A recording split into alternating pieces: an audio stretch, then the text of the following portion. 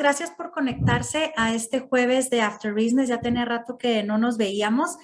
Y pues hoy tengo el gran gusto, como siempre, de tener de ponente al doctor Edgar Ábalos Gauna. La verdad, un colaborador muy querido de la Universidad Panamericana. Él ahorita está en la Universidad de Rice en Houston, Texas, dentro de la Facultad de Estadística. Y nos va a hablar del tema de la ciencia de datos como parte de la estrategia en el negocio. Pero antes de darle inicio a Edgar para que comience su presentación, pues sí quisiera platicarles un poquito de quién es Edgar. Bueno, para todos aquellos que no conocen al licenciado Ábalos, Edgar es licenciado en Ingeniería Industrial y de Sistemas por la Universidad Tecnológica de México. Él realizó la investigación, análisis de creep con temperatura variable aplicando el elemento de frontera, con la que le fue otorgado el título de maestro en ciencias con mención honorífica en Ingeniería Mecánica por la Escuela Superior de Ingeniería Mecánica y Eléctrica del Instituto Politécnico Nacional. Y posteriormente él realizó su doctorado en Ingeniería Mecánica en la Universidad de Liverpool, en Gran Bretaña. En este lugar, en Reino Unido, sus investigaciones estuvieron muy enfocadas a utilizar metodologías de simulación numérica. Y a su regreso a México, él realizó una estancia postdoctoral en ciencia de datos en la Universidad Panamericana. Estuvo un tiempo con nosotros como profesor investigador y como miembro del comité de la maestría en ciencia de datos, y ahorita él se desempeña como profesor de la Facultad de Estadística de la Universidad de Rice en Houston, Texas. Entonces, pues ya presentando un poquito a Edgar, pues los dejo para que puedas comenzar tu presentación, Edgar. Adelante y muchísimas gracias por esta ponencia. Al contrario, muchas gracias, Susana, por la invitación, como siempre. ¿Qué tal? ¿Qué tal todos? Muy buenas noches. Un gusto poder saludarlos. El día de hoy me gustaría platicarles un poco justamente de cómo la ciencia de datos puede ser una ventaja competitiva a la hora de hacer la toma de decisiones. Adelante, ¿ahí me escuchan bien? ¿Sí se oye? Sí, sí, soy yo. Sí. Ah, perfecto. Sí. Es que por un momento me marcó que se había desconectado mi micrófono, una disculpa. Entonces, como iba comentando, que justamente la ciencia de datos nos puede ayudar como herramienta, como ventaja competitiva al momento de hacer un proceso de toma de decisiones, pero para que esto pueda ocurrir de forma correcta, de forma idónea, hay que tratar de evitar unas circunstancias que justamente ocurren mucho en México, ¿no? Bueno, no solamente en México, sino realmente en todo el mundo. Entonces, vamos a platicar un poquito de esos aspectos y bueno, al final de la presentación, pues ahí con mucho gusto atenderé cualquiera de las dudas que pudieran tener. Entonces, para poder empezar esta presentación, siempre me gusta iniciar con una frase. En este caso voy a utilizar la de Confucio.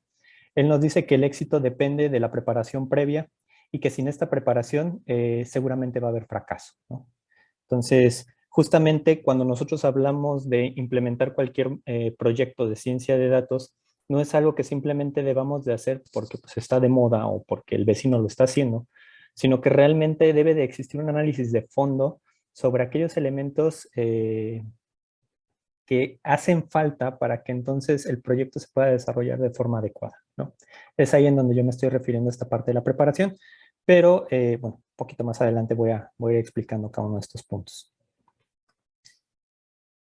¿Qué es la ciencia de datos? A grandes rasgos, es posible ubicar el concepto de ciencia de datos ya desde hace varias décadas, ¿no? Sin embargo, existe un punto a lo largo de, bueno, de la historia de este tipo de ciencia que marcó en lo que es en el ámbito científico el boom entre ser algo desconocido a hacer algo que pues realmente ya o la gran mayoría de las empresas están buscando. Y me refiero a este paper que publicó en el Business Harvard Review el profesor Thomas Davenport, que es ciencia de datos, ¿no? O el científico de datos, el trabajo más sexy del siglo XXI. Aquí es en donde él expone el perfil de esta persona que es capaz de hacer uso de herramientas tanto de matemáticas, de estadística, probabilidad, en combinación con herramientas de programación para poder, aunado al conocimiento del negocio, para poder hacer un mejor proceso de toma de decisiones, ¿no? O para poder encontrar nueva información, para poder hacer nuevos hallazgos y al final del día convertir eso en beneficio para el negocio. Entonces, es en este punto en donde se empieza a volver más popular el concepto, ¿sí? Y durante todos estos años, de hecho prácticamente desde el inicio de este milenio, han existido muchas consultoras que justamente han tratado de abordar este tema desde diferentes aspectos para pues, tratar de proveer un poco más de información de lo que implica la ciencia de datos o cualquiera de las herramientas asociadas a ella. En este caso, yo aquí les estoy presentando justamente el Hype Cycle, así es como se le conoce, de Gartner. Gartner es una de las consultoras más importantes en temas de tecnologías de la información. Les presento el año 2017, no por otra razón, sino porque realmente este es el año en donde yo medio ya empecé a ver qué eran estos temas de ciencia de datos, ¿no? Inteligencia artificial, machine learning. Y lo interesante de este diagrama justamente es que podemos ver los diferentes tipos de tecnologías que Hola. existían. Hola, hola, hola. Muy bien. Adelante, Edgar. Sí, continúo. Entonces, lo interesante de este diagrama es que nosotros podemos ver los diferentes tipos de tecnologías que existían en aquel momento, en este año, 2017, y en qué punto se encontraban con respecto al recibimiento público que tenían. Gartner identifica 5 diferentes etapas a lo largo de este ciclo. En la primera etapa justamente tenemos cuando la tecnología muestra ciertas cualidades que pueden ser atractivas a diferentes negocios, ¿no? O a diferentes implementaciones. Entonces eso es lo que se le llama el activador de la innovación. Posteriormente, muchas implementaciones van a tomar lugar, ¿no? Se va a tratar de utilizar este tipo de tecnología y va a aumentar el nivel de expectación, la expectativa que se tiene con respecto a este tipo de tecnología, ¿no? Esta segunda fase, Gartner la clasifica justamente como la cima de las expectativas infladas, ¿no? ¿Qué quiere decir? Que justamente muchas de estas tecnologías ofrecieron cosas que a lo mejor a la larga no fueron capaces de lograr o de entregar, ¿no? Y más adelante voy a platicar un caso que es justamente el de IBM Watson, ¿no? Este es un ejemplo bastante claro de un tipo de tecnología que ofreció algo que a la larga, pues la realidad es que no lo logró entregar. Nuevamente, comienza a pasar el tiempo y ¿qué es lo que ocurre? Justamente muchas de estas implementaciones que se tratan de hacer, la gran mayoría empieza a fallar y la razón por la que falla pueden ser muy diversas, ¿no? El día de hoy les voy a platicar de algunas de estas razones y entonces la expectativa que tiene el público con respecto a este tipo de tecnología empieza a bajar, llegando a un punto en donde se genera como el foso de la desilusión, ¿sí? Es en este punto cuando las tecnologías tienen dos opciones, o desaparecen, ¿sí? Porque justamente no lograron ese objetivo por el cual fueron desarrolladas o fueron ideadas, o simplemente comienzan a proveer soluciones más conservadoras y entonces se empieza a observar realmente el uso que puede tener este tipo de tecnología. Un caso bastante claro es justamente el del chatbot, ¿no? El chatbot, yo aquí no tengo ahorita el hype cycle de cuando surge, si no me recuerdo más o menos por ahí en 2012-2013 es cuando Gartner lo presenta por primera vez en su hype cycle. Y ustedes pueden ver cómo el chatbot aumenta, aumenta, aumenta, llega hasta la cima por ahí 2015, luego baja, prácticamente desaparece, pero ya en hype cycles más recientes ya incluso se puede observar en estas otras etapas, ¿no? Lo que es el ascenso a lo que es el nuevo conocimiento o a la cima de la productividad. Entonces, ¿por qué? Porque el chatbot dejó de ser esta herramienta en donde la gente simplemente pensaba que ya las máquinas a lo mejor iban a poder empezar a hablar por sí solas y nos dimos cuenta que realmente un chatbot sí puede ser útil, cuando se le pone dentro de un cierto, dentro de ciertos criterios de cómo es que va a estar funcionando, ¿vale? Al igual, bueno, nada más como elemento adicional para que se pueda entender mejor este diagrama, justamente nos muestran por medio de estos símbolos el tiempo que se esperaba que le tomara a estas tecnologías poder lograr posicionarse, ¿no?, de forma adecuada en el mundo de los negocios, ¿no?, o en el sector productivo, ¿sale? Entonces aquí están de 2 a 5, 5 a 10 o más de 10 años. Como les comentaba, muchas de estas tecnologías, justamente como no lograron entregar lo que habían ofrecido en un inicio, puede que lleguen a desaparecer. Y esto le ocurre a cualquiera, ¿sale? No quiere decir que solamente yo, porque tengo mi pequeño negocio y quiero empezar a implementar ciencia de datos, no lo hago de forma adecuada, entonces ya lo voy a votar. No, quiere decir que simplemente no lo hicimos considerando los elementos que eran necesarios. Aquí yo les presento 3 casos donde justamente los gigantes tecnológicos fallaron al momento de tratar de implementar alguno de estos tipos de tecnología.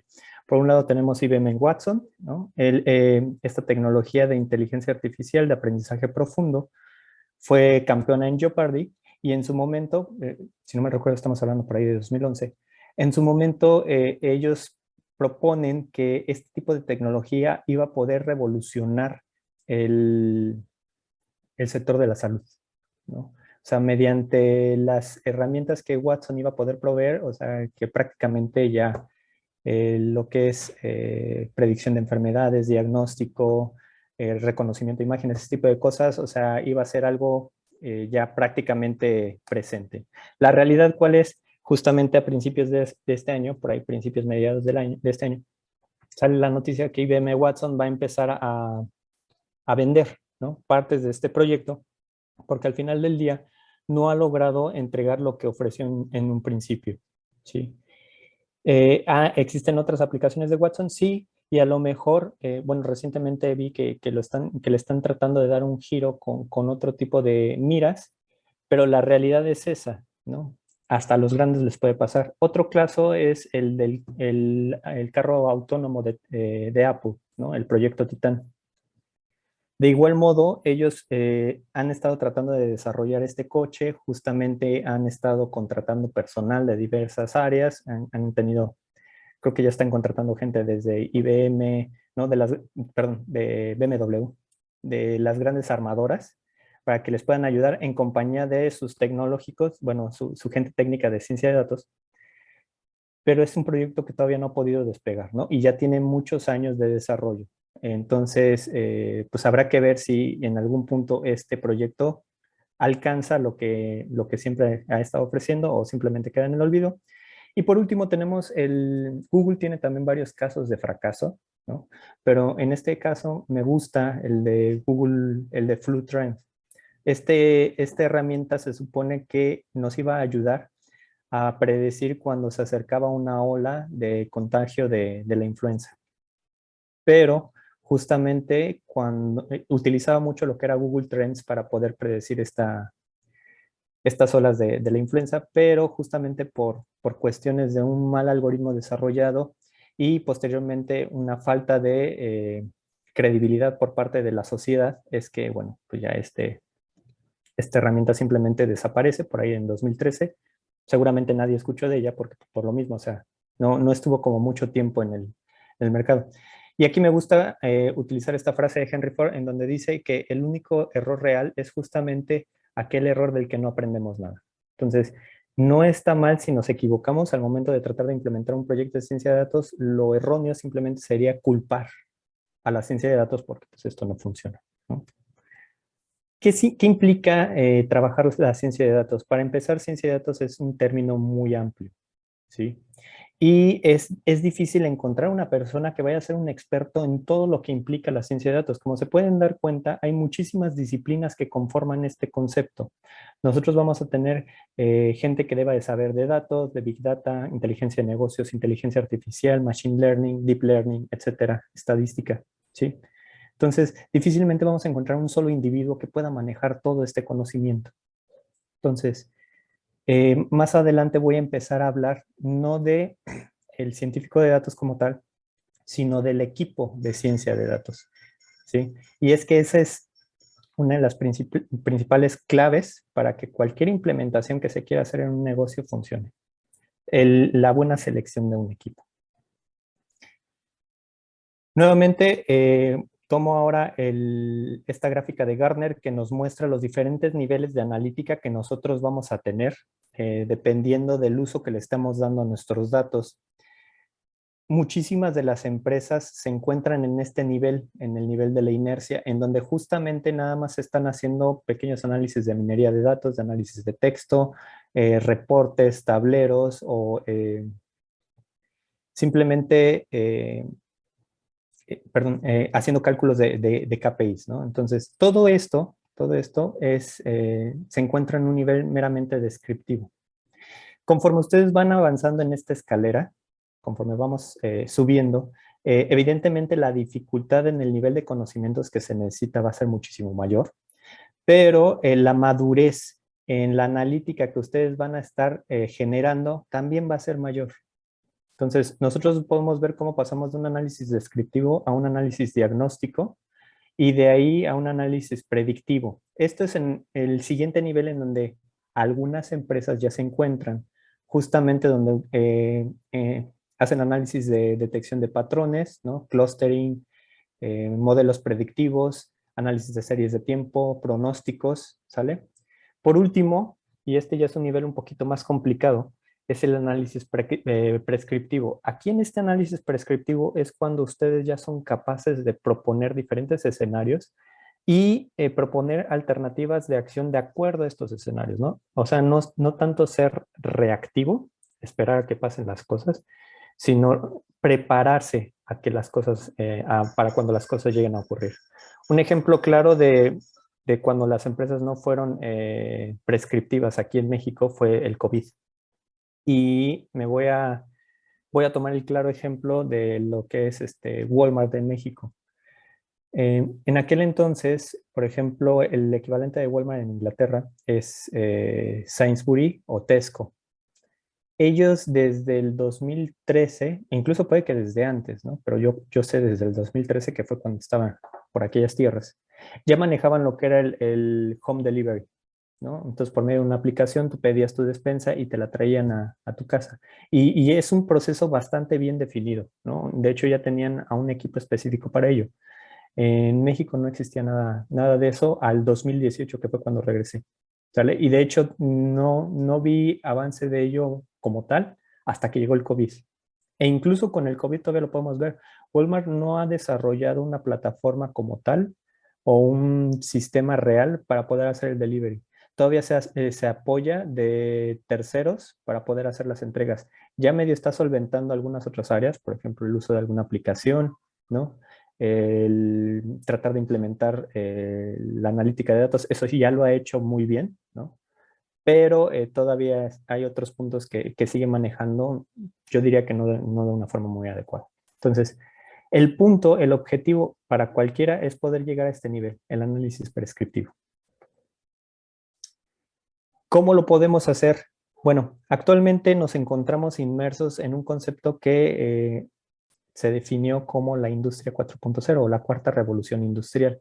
¿Qué significa esto? Bueno, a lo largo de la historia hemos atravesado por diversos tipos de revoluciones. La primera, justamente la invención de la máquina de vapor. La segunda, el desarrollo de la línea de ensamblaje por Henry Ford. La tercera, la implementación de la robótica dentro de las líneas de ensamblaje. Esto lo hizo por primera vez General Motors en 1960 con bueno, la implementación del Unimation. Y por último, en esta cuarta revolución industrial, mucha gente piensa que solamente se trata de robots. No, la realidad es que existen muchísimas tecnologías asociadas a esta cuarta revolución. Aquí, bueno, en esta imagen del lado derecho se puede ver todo un abanico de las distintas tecnologías que hay. Hay una también que no se está mencionando, ¿no? Que es justamente la ciencia de datos con la inteligencia artificial. Entonces, ustedes como negocio deben de seleccionar aquellas tecnologías que sean las más adecuadas para ustedes. No vamos a hacer una selección de todas porque pues, sería imposible, ¿no? No se tienen todos los recursos y tampoco puede que todas las tecnologías vayan a funcionar. Si yo tengo un almacén, ¿no? Seguramente Big Data y Cloud Computing me va a servir, pero un 3D printing no va a tener como muchísimo sentido que yo trate de implementar en un almacén.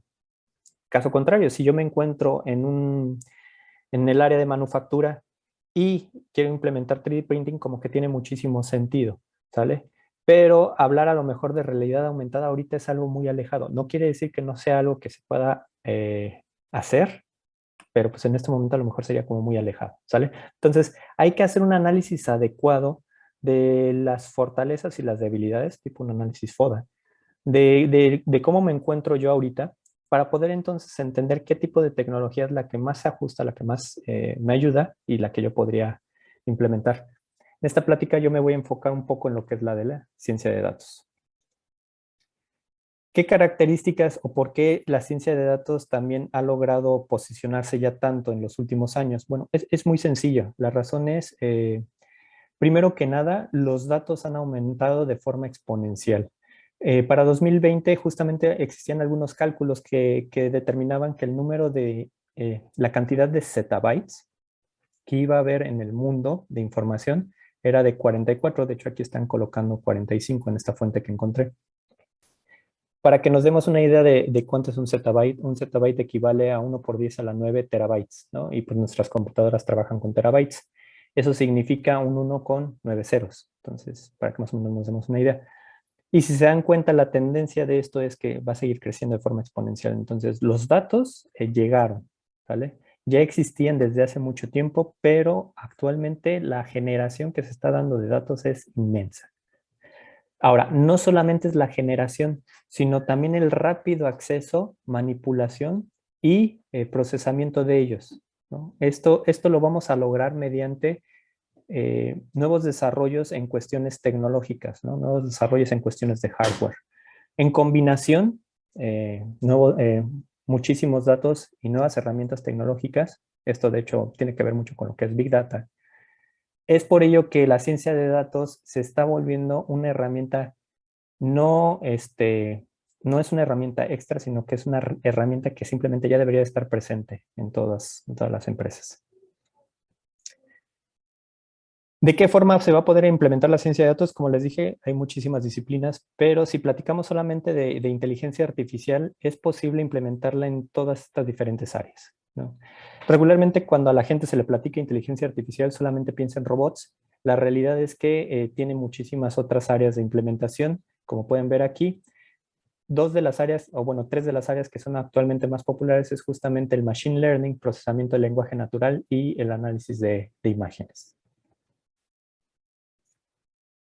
Cuando la empresa Veritone es una empresa que justamente se dedica a implementar soluciones de inteligencia artificial, ellos desarrollaron este análisis en donde se le preguntó a cierto número de directivos qué es lo que opinaban con respecto a la inteligencia artificial, ¿no? Y el beneficio que ésta podría traer a sus negocios. Entonces, el 61% de ellos mencionaba que implementar una estrategia de inteligencia artificial les puede ayudar a identificar cosas que de cualquier otra forma ellos simplemente hubieran omitido.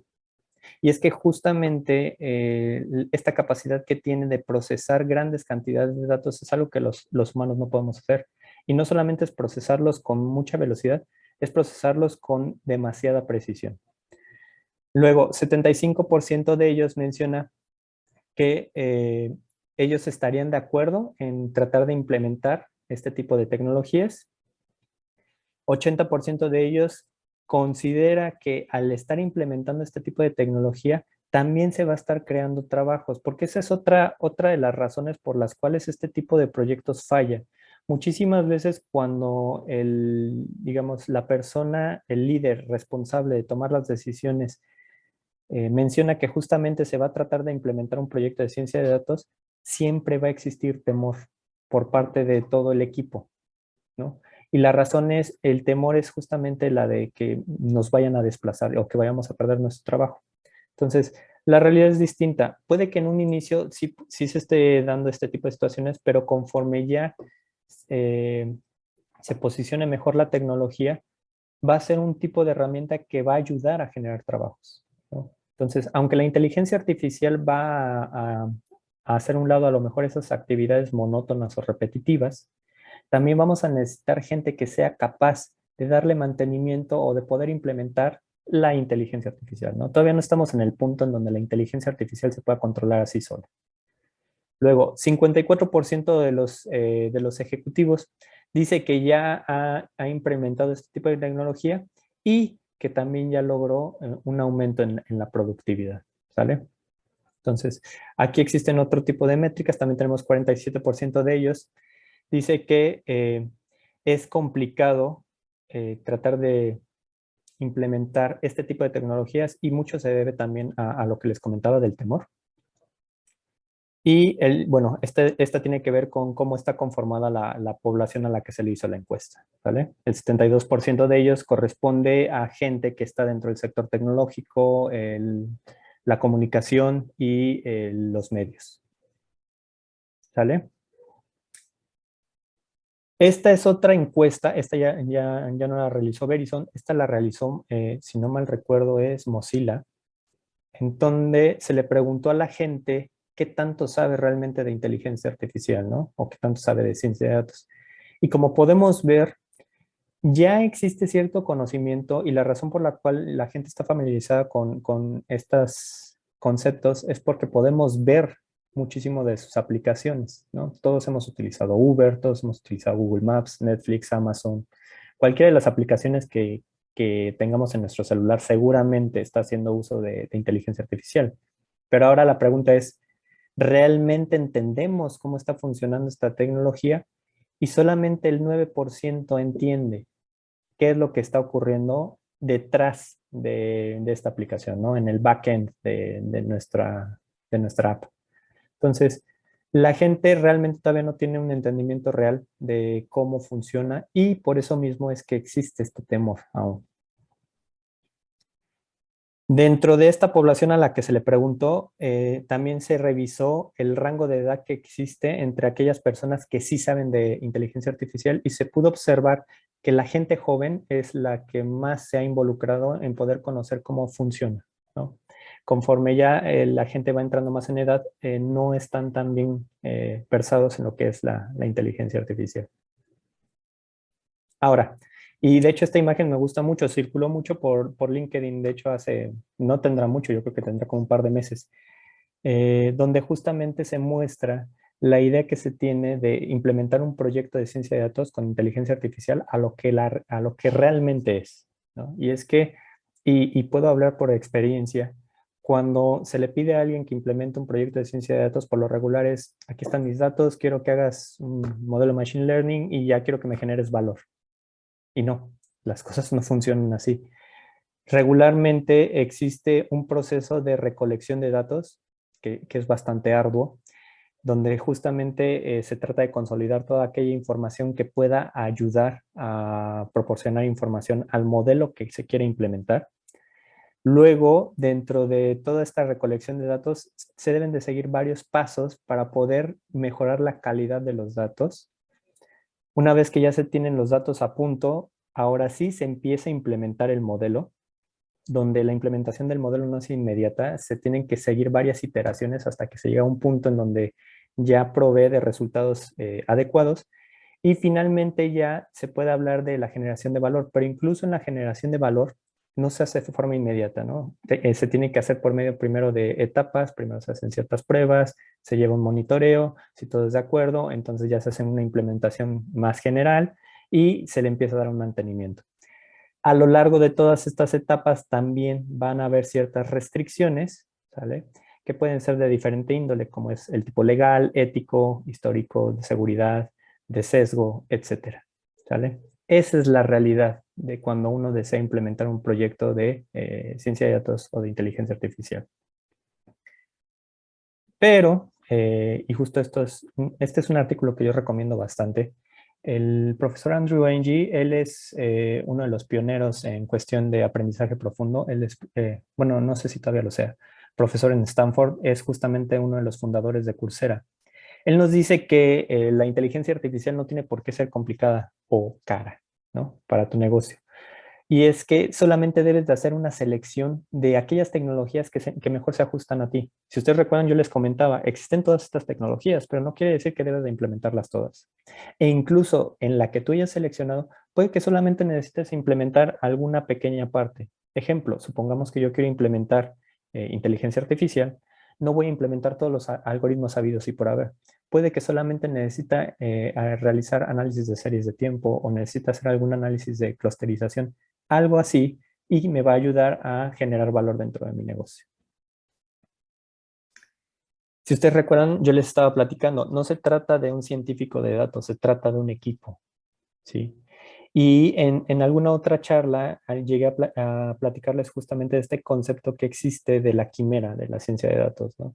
¿Y por qué quimera? Porque justamente las empresas buscan este monstruo, esta criatura mitológica, pero pues, la verdad bastante diferente, capaz de realizar 1 millón de actividades pero en un solo individuo, ¿no? Buscan muchísimos años de experiencia, que maneje muchísimos lenguajes de programación, diferentes arquitecturas de datos, que sea capaz de manejar distintos algoritmos de aprendizaje en máquina, que pueda presentar los datos de forma ejecutiva, utilizando incluso storytelling, etcétera, ¿no? Entonces, es difícil encontrar un individuo de esta forma. La realidad es que se necesita de un equipo, ¿sí? En donde el equipo va a estar dividido entre personas y perfiles. Del lado izquierdo tengo a las personas, del lado derecho tengo los perfiles. No quiere decir que solamente el dueño del negocio se va a involucrar al inicio del proyecto y ya luego se va a desentender. No. El dueño del negocio va a estar inmiscuido en todo el proyecto. Solamente que al inicio, él es el que va a proponer cuáles son los objetivos y qué es lo que se busca desarrollar de dicho proyecto. ¿Sí?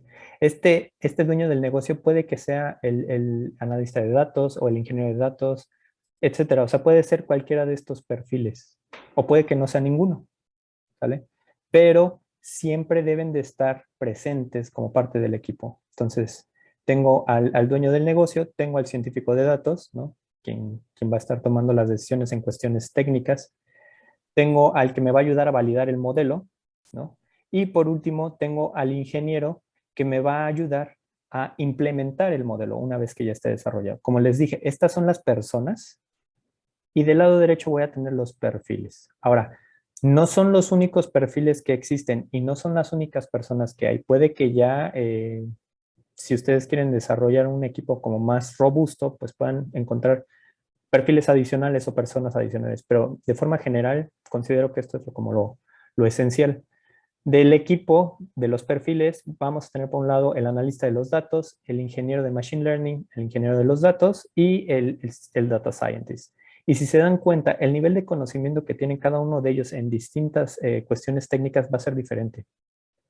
No, como les dije en un inicio, no podemos esperar que un solo individuo maneje todo esto a la perfección. Es imposible, ¿vale? Entonces, segunda parte, para que ustedes puedan implementar un proyecto y que hasta cierto punto tenga bastantes posibilidades de éxito, es busquen implementarlo mediante un equipo, no solamente con un individuo. Siguiente punto en cómo yo puedo generar valor dentro de mi negocio a partir de un proyecto de ciencia de datos. Necesito conocerme como negocio, ¿sí? No puedo simplemente decir, ok, quiero resolver este problema, no sé, quiero resolver el problema del stock, no se está surtiendo de forma adecuada, a pesar de que yo tengo mis pronósticos, ¿sale? Cuando realmente no entiendo las causas que lo están originando, no entiendo qué situaciones existen alrededor. Hay muchísimas herramientas que les pueden ayudar a ustedes para poder resolver este tipo de preguntas, ¿no? Que acabo de mencionar, que solo fueron algunas, pero realmente son varias. Yo aquí les presento justamente otro marco teórico que son las 5 fuerzas de Porter, en donde nos dice la situación actual del negocio, ¿no? Cómo nos encontramos con respecto a nuestros rivales, qué situaciones enfrentamos con respecto a nuevos participantes que quieran entrar en el mercado en donde nosotros estamos participando, que justamente es una de las cuestiones que se está dando mucho actualmente, ¿no? Justo con esto de las tecnologías de la información. Debido a ellas, vemos mucho el caso de las fintechs, ¿no? O sea, los bancos, la verdad es que antes no estaban preocupados de qué es lo que pudiera pasar en cuestión de nuevos entrantes. Que llegara un nuevo banco a México y que empezara a poner sucursales era difícil. Pero ¿qué está ocurriendo con las fintechs? Las fintechs no necesitan sucursales. Hacen uso de las tecnologías de información y a partir de ellas se están volviendo competitivas y le están quitando mercado a lo que eran los bancos. ¿Vale? Pero bueno, ese es otro tema y en algún momento lo podremos platicar. También podemos revisar con respecto a mis proveedores, ¿no? Porque el problema puede venir directamente desde ellos o puede venir del producto, ¿no? Supongamos que yo me dedico al transporte, ¿no? Al transporte de personas. Yo tengo una flotilla de camiones, ¿sí? Un producto sustituto, ¿cuál sería?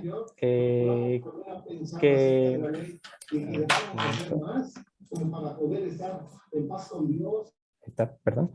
Un producto sustituto, ¿cuál sería? Justamente que construyeron un tren, ¿no? Uno de estos tren tipo bala, tipo express. Entonces, ahí yo ya podría empezar a perder mercado. Y por último, la posición de mis clientes, ¿sí? Justamente, si nosotros no satisfacemos las necesidades que ellos pudieran tener, pues entonces seguramente vamos a empezar a perder clientes. Este es el tercer punto, conocerse como negocio. Cuarto punto, al momento de tratar de implementar un proyecto de esta índole, entender tus datos, ¿sí?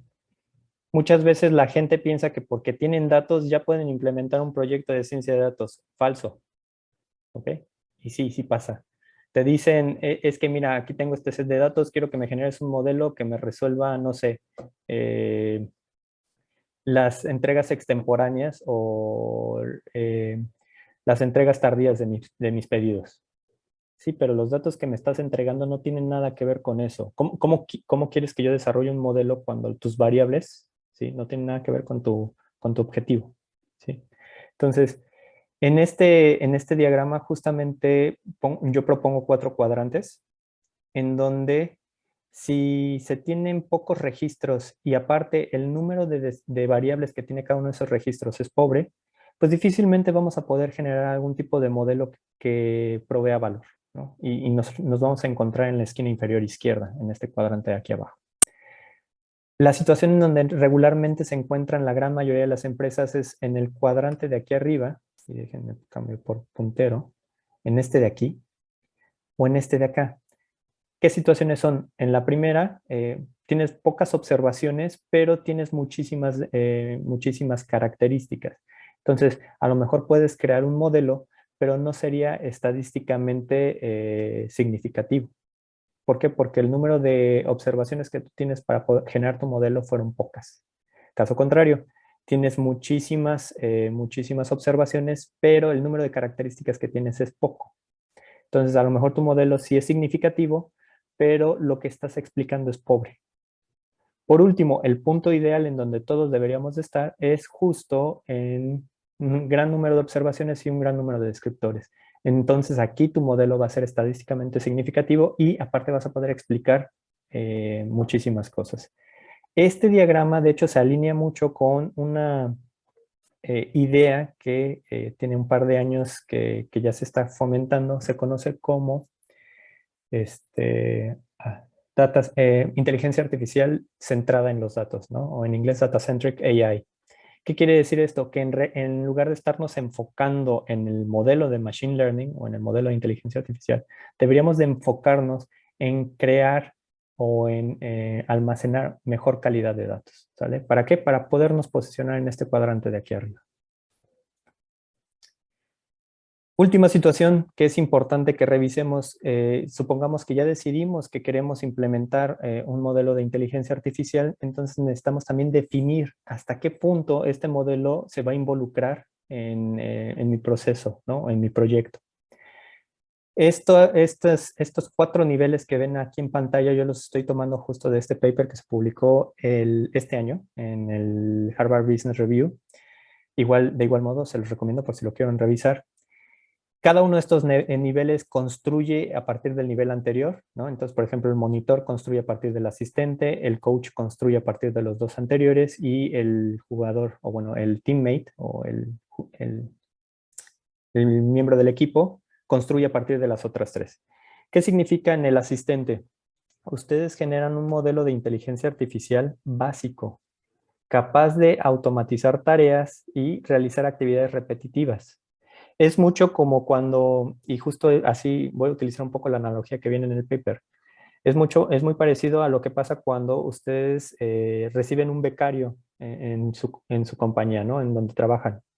No van a poner al becario a hacer las actividades más complejas de su día a día, ¿no? O sea, van a poner al becario a hacer tablas o a hacer gráficas, todas aquellas actividades monótonas, pero que sean repetitivas y que sean fáciles de aprender, ¿sí? Entonces, al final del día, ¿eso qué les va a permitir?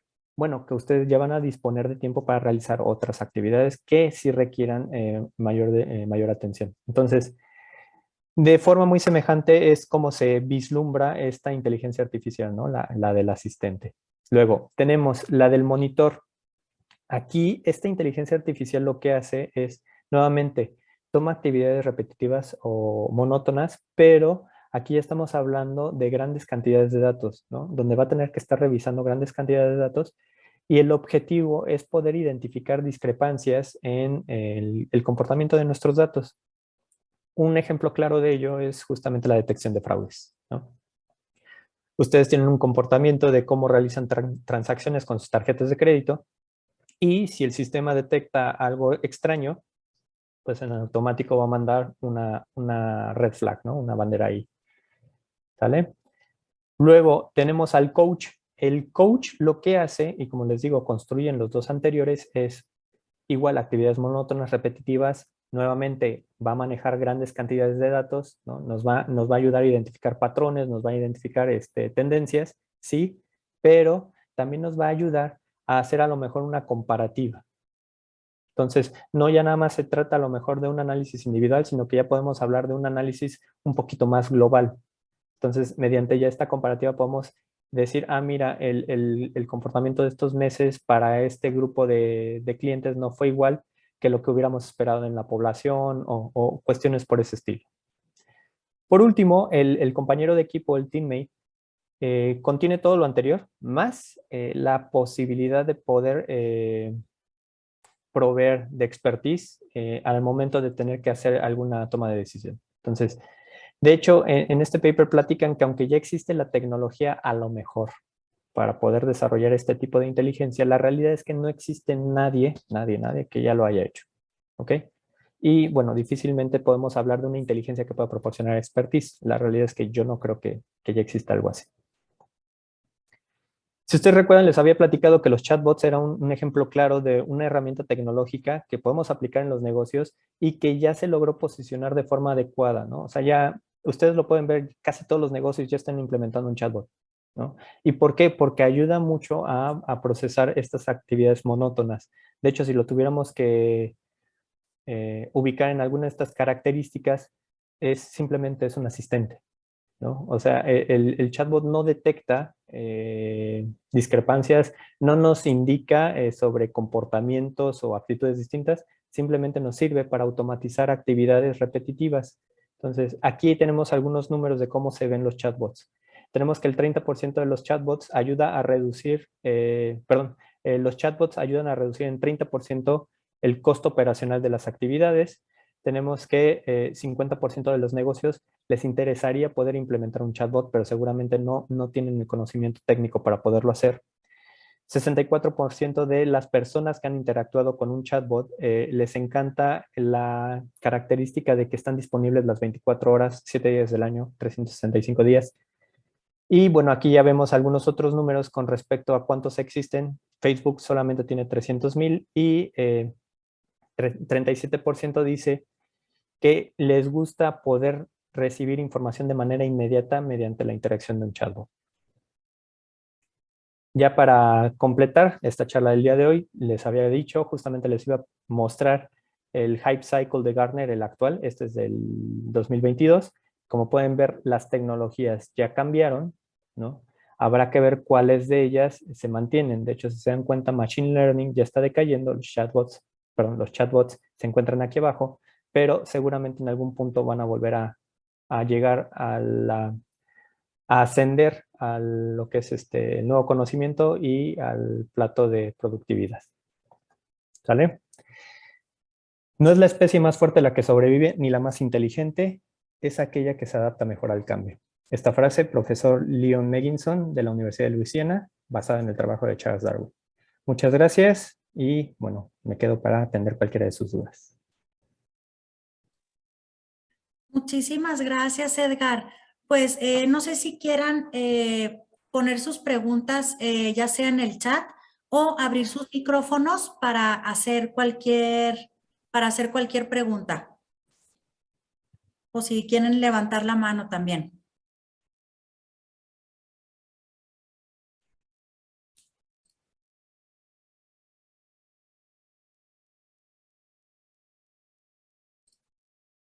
Adelante, Agustín. Ah, pensé que habías levantado la mano, Agustín. Sí, sí, Ah, adelante. sí. Hola, hola a todos. Pues muchas gracias por la excelente exposición que nos has dado. Aquí tengo una inquietud sobre el costo de la implementación de un modelo de datos en alguna organización. Bueno, me imagino que va en función de la cantidad de datos, de procesos, de actividades, pero si bien es cierto, yo creo que es un aspecto importante la inversión en tecnología para el diseño o la implementación de un modelo de datos. Porque a veces me vienen ejemplos, ¿no?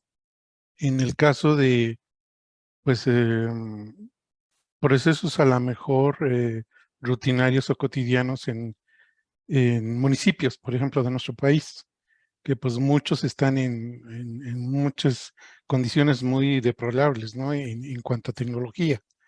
Entonces, y bueno, y así por poner algún ejemplo, ¿no? Hay diferentes niveles de organización, pero pues me gustaría saber qué opinión tienes sobre la inversión que se hace en este tipo de proyectos.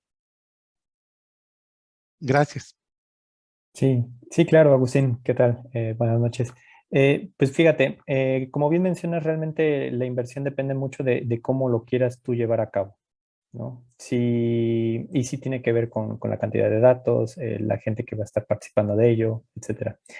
Pero al mismo tiempo también debemos de recordar que ya existen cierto tipo de tecnologías que te pueden ayudar a solventar este tipo de gastos, ¿no? Todo va en función a qué tan dispuesto tú estás en manejar este tipo de tecnologías. Ejemplo, si tú quieres centralizar toda tu información de forma local, pues evidentemente sí vas a tener que hacer una inversión bastante fuerte para poder crear estos clústeres en donde vas a estar almacenando tus datos, ¿no? Gente que lo vaya a estar trabajando, dándole mantenimiento y que también te pueda ayudar a entrar y seleccionar la información que necesites para estártela proporcionando. Pero si tú haces uso de herramientas de cloud computing, por ejemplo, el costo de inversión ya no sería el mismo, ¿no? Que de hecho es lo que muchas compañías hacen. O sea, gigantes tipo Netflix. Netflix no tiene sus datos centralizados. Lo que hace Netflix es hace uso de, si no mal recuerdo, la nube de Amazon. De Amazon. Entonces, gracias, Giovanni. Entonces, si los gigantes lo hacen, ¿por qué nosotros no? Y no hay que pensar que justamente al estar implementando cloud computing va a ser caro. O sea, realmente el cloud computing tú puedes hacer uso de la cantidad que necesites. Si solamente necesitas una pequeña porción o si necesitas más cantidad para almacenar, casi te lo hacen a tu medida, ¿no? Entonces, eso por un lado, y pues igual la cantidad de gente que vayas a necesitar para poder trabajar de ello también dependerá de los skills que puedan tener. Ya hay gente que tiene como muchísimas habilidades, entonces a lo mejor te puedes apoyar nada más en uno, dos o tres científicos de datos, pero también puede que el tema a lo mejor sea muy particular, entonces necesitarás más gente que te pueda ayudar y que no tenga esa expertise, ¿no? Entonces, puede ser muy variable la situación, pero sí hay como muchísimas alternativas para ello. Gracias. Gracias, Edgar. Tenemos aquí una pregunta de Javier Esquivel que dice, ¿qué pasa si no tenemos la suficiente cantidad de datos de forma interna? ¿Dónde podemos buscar fuentes externas de datos? Correcto. Sí, justamente, y esa es una de las actividades que tiene que luego resolver el científico de datos, ¿no? Las compañías y existen, seguramente dependiendo del tipo de fuente que ustedes consulten, a lo mejor va a decir algo distinto, pero en la que yo manejo, existen 5 diferentes tipos de fuente que ustedes pueden utilizar para recolección de datos. Por un lado están las que son dentro de la misma empresa, ¿no? Aquellas que generalmente ya todos tienen y manejan y ya tienen bien estructuradas, ya tienen incluso en sus ERPs o en estos sistemas de administración de datos, ¿no? Entonces, esas ya la tienen como bien consolidada. La siguiente fuente es la que ustedes pueden obtener a partir de redes sociales y métodos de interacción con los usuarios. Entonces, esta ya es un poquito más difícil si se dan cuenta, pero es bastante pública, ¿no? Otra que existe y también nuevamente depende del nivel de implementación que ustedes hayan desarrollado. Si ya tienen un sistema de Internet de las cosas, existen los datos que se conocen como datos de máquina, ¿no? Entonces estos datos de máquina les va a proporcionar datos adicionales a los que ustedes ya tenían. La cuarta que existe es los datos biométricos. Algunos, y bueno, justamente ya ahorita se está dando más, algunas empresas ya están utilizando mucho los datos biométricos para diferentes cuestiones, todas sus aplicaciones, sino que la gran mayoría ya les están pidiendo, ¿no? Reconocimiento facial para poder acceder a ello. Y con esto, pues ya entregaron sus datos biométricos. Y la última es la interacción directa que se pueda tener con el cliente. No mediante red social, sino una interacción directa, ya sea por teléfono, por correo, o cualquier otro medio de comunicación que no sea red social. Entonces, existen diversos tipos de fuente, ¿no?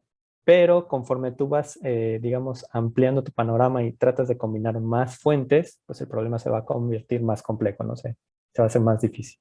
Entonces, eso es lo que regularmente se haría cuando la cantidad de datos de forma interna, la cantidad de datos que se tiene de forma interna, pues es reducida, ¿sale?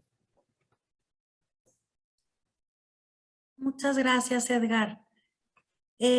Bueno, comenta Luis Gerardo. Hola, Luis Gerardo. Luis Gerardo Vicarte, él es alumno de nosotros, justamente de la maestría en ciencia de datos. Y él lo que dice es que GCP, Amazon o Azure, que es lo que a él le ha servido. Y tenemos un comentario, bueno, pregunta también de Gabriel Silva. Dice, hola Edgar, gracias por tu plática. Y pregunta, desde tu perspectiva de los roles que les mostraste, o sea, Data Analyst, Engineer, Scientist, MLE, ¿cuál cree usted que en este momento tiene más demanda en la industria? Ujú. El, el científico de datos, pero por la mala concepción. Realmente luego las empresas lo que necesitan es un analista de datos o un ingeniero de datos o un ingeniero en machine learning, pero justamente por esta mala descripción del puesto piensan que se trata de un científico de datos. Entonces, si nosotros buscamos ¿cómo se llama? Si o sea, si buscamos distintas posts de trabajo en Internet, ¿no? Podemos encontrar muchísimos. De hecho, ¿cómo se llama? Una estadística que dice que en LinkedIn, si tú buscas, probablemente van a salir entre 180 a 200 mil diferentes puestos solamente para científico de datos. Ahora bien, ¿realmente estás hablando de un científico de datos? Hay un paper, ahorita no lo tengo presente, pero es de Costa y no me acuerdo el nombre del otro autor, del 2017, en donde justamente ellos explican eso, ¿no? Y hacen un análisis para ver de todos estos posts que se encuentran en Internet, si realmente se tratan de científico de datos o en qué categoría real caen. Y es así como ellos proponen estos diferentes roles. Entonces, la realidad es que ahorita existe una demanda por todos los roles, ¿no? Pero lamentablemente los están categorizando como científico de datos, nada más. Muchas gracias, Edgar. Y Roberto Cuesta, hola Roberto, también te pregunta que dónde crees que exista potencial sin explotar para la ciencia de datos.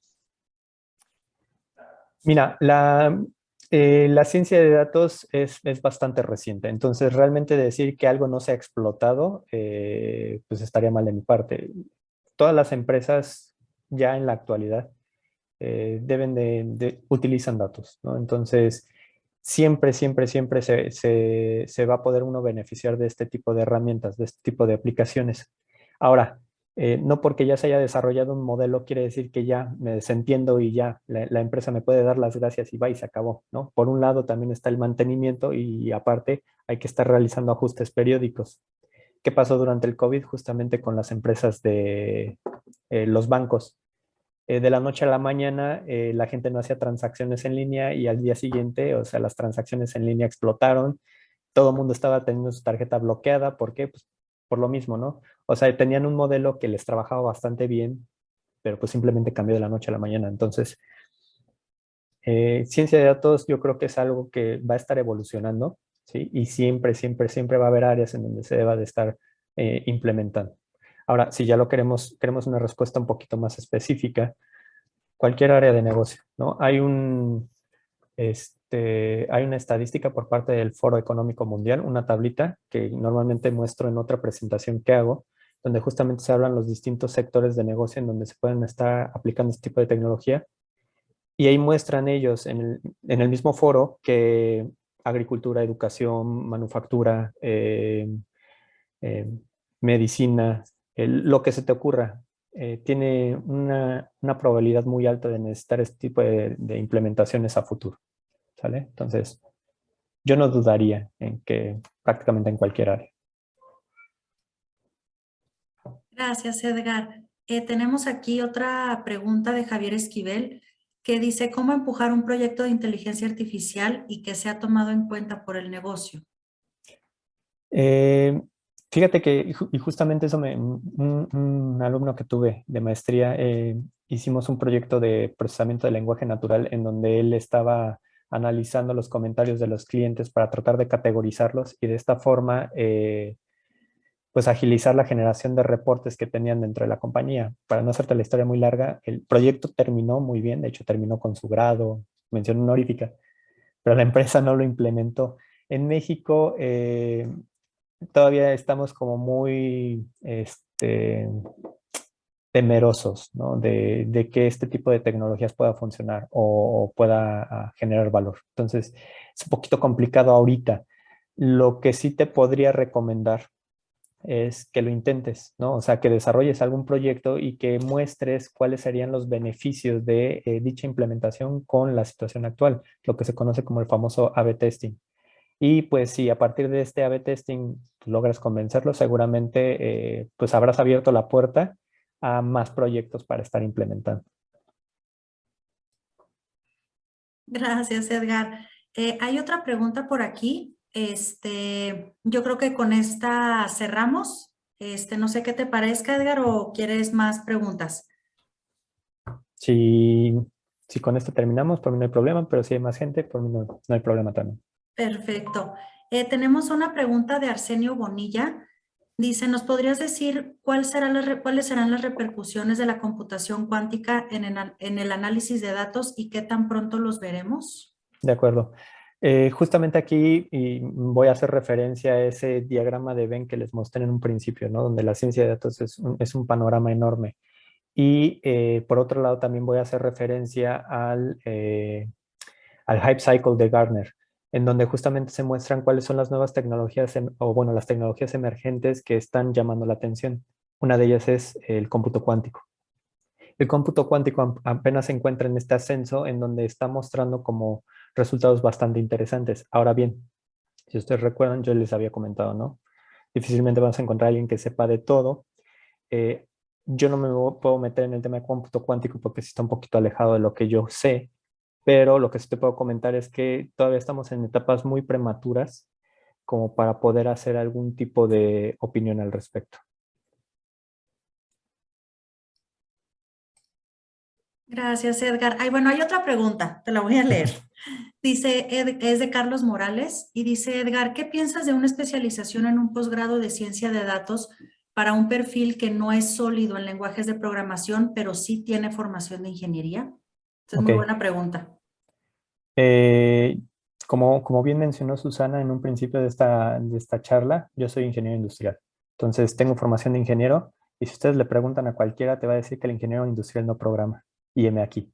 Entonces, la realidad es que sí. Sí, o sea, si ustedes provienen de un perfil que a lo mejor tiene cierta relación con la parte matemática, el tener que aprender la parte de programación no es tan complicado.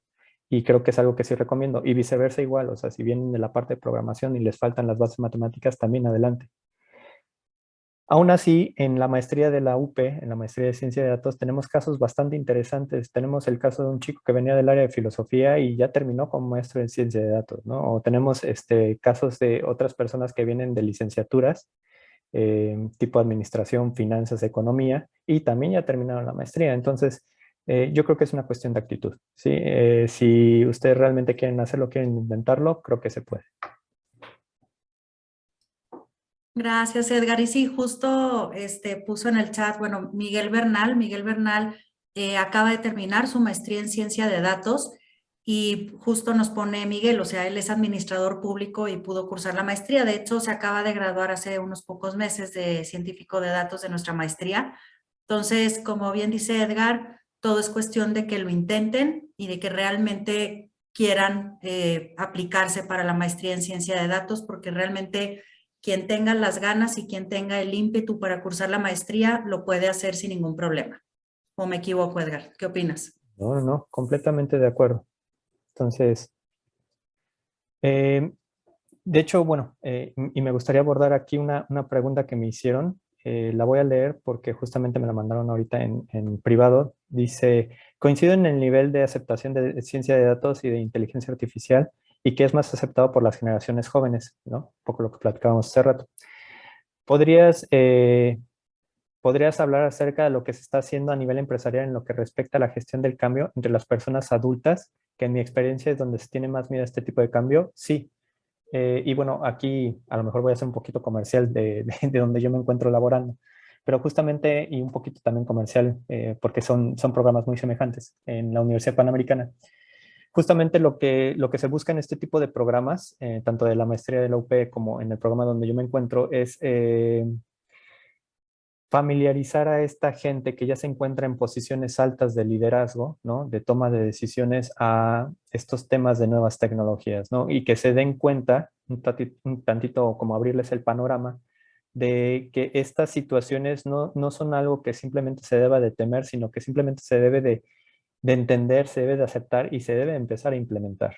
Aquella empresa que simplemente crea que no necesitan de ciencia de datos o no les hace falta inteligencia artificial para mantenerse, seguramente van a poder seguir en el mercado algunos años, pero con el paso del tiempo esto ya no va a poder ser así, ¿no? Entonces, hay una frase por ahí, no me acuerdo ahorita del autor, que dice, todas las empresas tienen a los datos en su historia, puede que los tengan ahora, puede que los tengan en el futuro, pero todos los tienen, ¿no? Entonces, finalmente es algo que sí se tiene que abordar, ¿no? O sea, si las altas posiciones no están queriendo entrar de lleno a lo que es de ciencia de datos, yo pienso que es un error.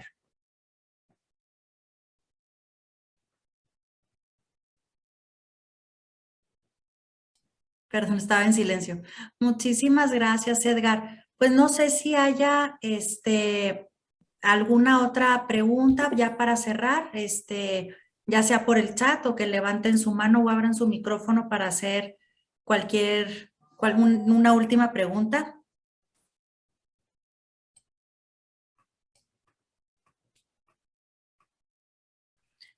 Víctor, bueno, nada más aquí rápido, Víctor Villacorta, me hizo aquí una pregunta. Víctor, con todo gusto contesto tu pregunta, te la contesto por medio de un correo electrónico sin problema. Ahorita te contesto tu pregunta. Listo, pues creo que no hay más preguntas, Edgar. Como siempre, te agradezco muchísimo que nos hayas acompañado en este jueves de After Business. Como siempre, una plática súper interesante. Esperemos pronto volver a vernos en este foro. Y a todos ustedes especialmente, muchísimas gracias por haberse conectado. Ya saben que los esperamos el primer jueves de cada mes. Nuestra siguiente plática pues va a ser a principios de septiembre para que estén pendientes de quién va a ser nuestro ponente. Y pues muchísimas gracias por haberse conectado y buenas noches a todos.